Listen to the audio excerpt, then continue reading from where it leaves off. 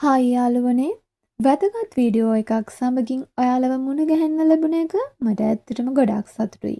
අද මේ වීඩියෝ එකෙන් අපි කතා කරන්න යන්නේ ඔයාලා ගොඩාක් දවසින් බලන් හිටපු පෙබ්‍රවාරි මාසෙට අදාළ අස්වැසුම් දීමනාව බැංකුවට බෙර වෙලා තියෙනවද? කවදාද මේ මුදල් ගන්න පුළුවන් කියන වැදගත් සහ සතුටුදායක තොරතුරු ගැනයි.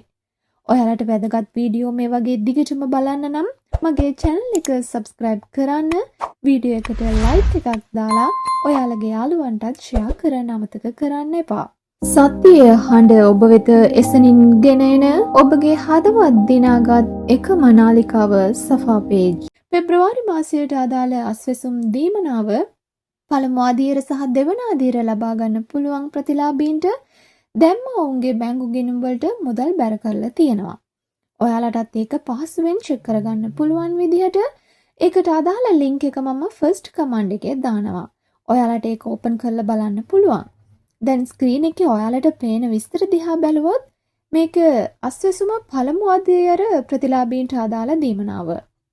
පෙබ්‍රවාරි 7 වෙනිදා තමයි ඔවුන්ගේ අස්වැසුම් ගිණුමට මුදල් බැර කරලා තියෙන්නේ.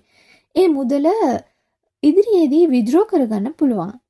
ඊළඟට 17500 ලැබෙන අය, 10000 ලැබෙන අය, ඒ වගේම 5000 ලැබෙන අයගේ බැංකු ගිණුම් විස්තරත් මෙතන පේනවා. ඔයාලට මතක ඇති 5000 ලැබෙන අයට කාලය දිගු කරලා තිබුණා. මේක ඒ දිගු කරපු කාලයට අදාළ දෙවන ගෙවීමක්. සමහර අයට 2500 විතරක් බැර වෙලා තියෙනවා.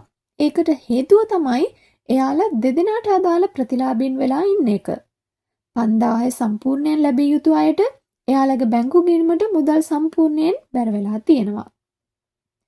දැන් යාළුවනේ ඔයාලා බලන් හිටපු වැදගත් අප්ඩේට් එක තමයි අස්වැසුම් දෙවන අදියර ප්‍රතිලාභීන්ගේ දීමනාව.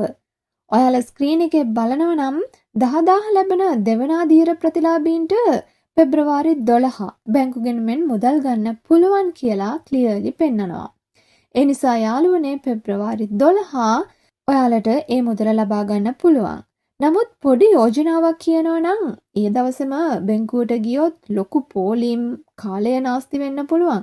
ඒක නිසා ඊළඟ දවසේ ගියොත් ඉතා පහසුවෙන් කිසිම කරදරයක් නැතුව මුදල් ගන්න පුළුවන්. තවත් වැදගත් දෙයක් යාළුවනේ මුදල් බැර වෙලා තියෙනවා නම් පොඩි ප්‍රමාදයක් වුණත් ඒ මුදල අනිවාර්යයෙන්ම ඔයාලට ලැබෙනවා. ඒක තවත් පහසු කරගන්න බැංකුවකට ගිය වෙලාවේ එතන ඉන්න නිලධාරියෙකුට කියලා ඔයාලගේ ෆෝන් එකට SMS alert සේවාව සක්‍රිය කරගන්න. එතකොට ගෙදර ඉඳන්ම මුදල් බැර වෙලා තියෙනවද කියලා SMS එකක් හරහා දැනගන්න පුළුවන්. මේ තොරතුරු මුදල් ගැන බලන් හිටපු ඔයාලට ප්‍රයෝජනවත් වෙයි කියලා මං හිතනවා.